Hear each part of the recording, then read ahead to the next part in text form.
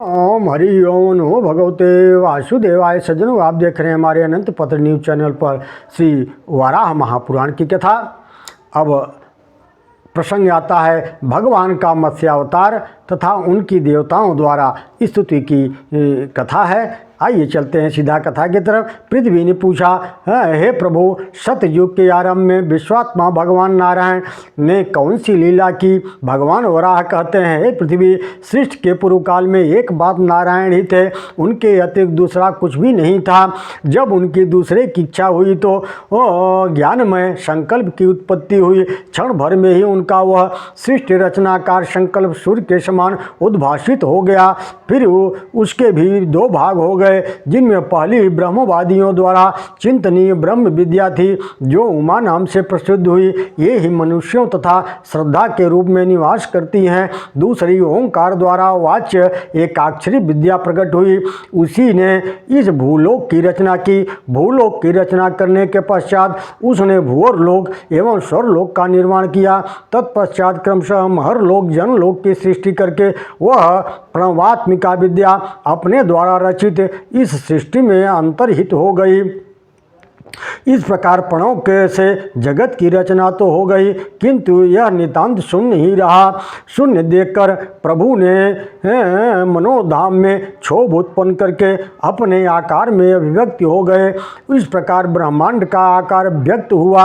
फिर वह ब्रह्मांड दो भागों में व्यक्त हुआ। इसमें जो नीचे का भाग था वह भूलोक बना, ऊपर का खंड भूअर लोक हुआ, जो मध्यवर्ती लोकों के अंतराल में सूर्य के समान प्रकाशमान हो गया। पूर्व कल्प के समान महाशून्य के कमल कोश का उसी भांति प्रादुर्भाव हो गया और देवाधिदेव नारायण ने प्रजापति ब्रह्मा के रूप में प्रकटित होकर आकार से हकार पर्यंत स्वर एवं व्यंजन वर्णों की सृष्टि कर दी।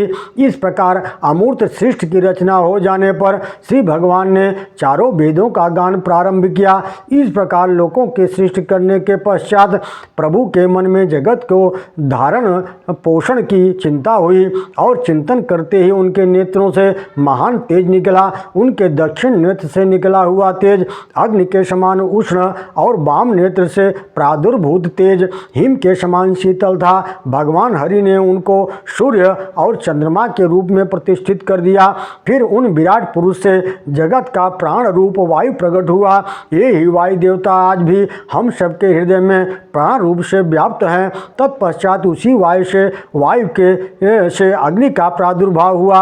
अग्नि से जल तत्व उत्पन्न हुआ। जो वह अग्नि तत्व उत्पन्न हुआ वही परब्रह्म परमात्मा का तेज है और वही मूर्त सृष्टि का परम कारण बना। विराट पुरुष ने इसी तेज संपन्न अपनी भुजाओं से क्षत्रिय वैश्य और चतुर्थ वर्ग की रचना की। फिर उन परमेश्वर ने यक्षों राक्षसों का सृजन किया। तदनंतर ब्राह्मण क्षत्रिय वैश्य शूद्र प्रभृति मानवों से भूरलोक को और आकाश में विचरण करने वाले प्राणियों से भूअर लोक को भर दिया। अपने पुण्य के फलस्वरूप स्वर का अर्जन करने वाले भूत प्राणियों से स्वर लोक को एवं सनकाद ऋषि मुनियों से महर लोक को पूरित कर दिया। विराट परमात्मा की हिरण्यगर्भ के रूप में उपासना करने वालों से उन्होंने जनलोक को भर दिया और तपोनिष्ठ देवताओं से तपोलोक को पूर्ण कर दिया। सत्यलोक को उन देवताओं से पूर्ण किया जो मरण धर्मा नहीं थे। इस प्रकार भूत भावन भगवान श्री हरि ने सृष्टि की रचना संपन्न कर दी। परमेश्वर के संकल्प से इस जगत की रचना होने के कारण ही इस सृष्टि को कल्प कहा जाता है। फिर भगवान नारायण रात्रि कल्प के आने पर निद्रा मग्न हो गए। उनके सो जाने पर ये तीनों लोग भी प्रलय को प्राप्त हो गए। जब रात्रि समाप्त हो गई तब कमल नयन भगवान श्री हरि जाग उठे। उन्होंने पुनः चारों वेदों तथा उनकी स्वरूप भूता मातृकाओं का चिंतन किया, किंतु योग निद्रा जनित अज्ञान से मोहित हुए देव देवेश्वर श्री हरि को लोक मर्यादाओं को स्थिर करने के लिए वेद उपलब्ध नहीं हुए। उन्होंने देखा उनके ही आत्मस्वरूप वेद जल में डूबे हुए हैं। तब उन्होंने वेदों के उद्धार की चिंता हुई। अतएव तत्काल मत्स्य के रूप में अवतरित होकर सागर की विशाल जलराशि को क्षुब्ध करते हुए उसमें प्रविष्ट हो हो गए। बोलिए मत्स्या और अवतार भगवान श्री हरि विष्णु की जय। मत्स्य मूर्ति श्री हरि महासिंधु के अगाध जल समूह में प्रवेश करते ही पर्वताकार रूप से प्रकाशित हो उठे। इस प्रकार देवश्रेष्ठ मत्स्य अवतार ग्रहण करने पर देवता उत्तम स्रोतों से उनकी स्तुति करने लगे। मत्स्य रूप धारण करने वाले भगवान नारायण वेदों को अतिरिक्त अन्य शास्त्रों को परगामी पुरुषों के लिए भी आप अगम्य हैं। यह सारा विश्व आपका ही अंग है। आप अत्यंत मधुर स्वर में वेदों का गान करते हैं। विद्या विद्या दोनों आपके रूप हैं। आपको हमारा बारंबार नमस्कार है। आपके अनेक रूप हैं। चंद्र और सूर्य आपके सुंदर नेत्र हैं। प्रलयकालीन समुद्र जब संपूर्ण विश्व को अपलावित कर लेता है उस समय आप स्थित रहते हैं। हे विष्णु आपको प्रणाम है। हम लोग आपकी शरण में आए हैं। आप इस मत्स्य शरीर का त्याग करके हमारी रक्षा करने की कृपा करें। अनंत रूप धारण करने वाले प्रभु सारा संसार आपसे ही व्याप्त है।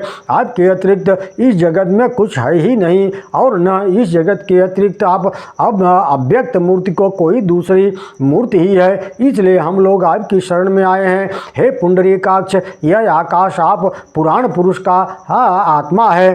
चंद्रमा आपके मन और अग्नि आपके मुख हैं। हे अच्युत आपके सूर्य भी अधिक तीव्र तेज से हम लोग संतप्त हो रहे हैं। अतएव आप इस रूप का संवरण कर लीजिए भगवान।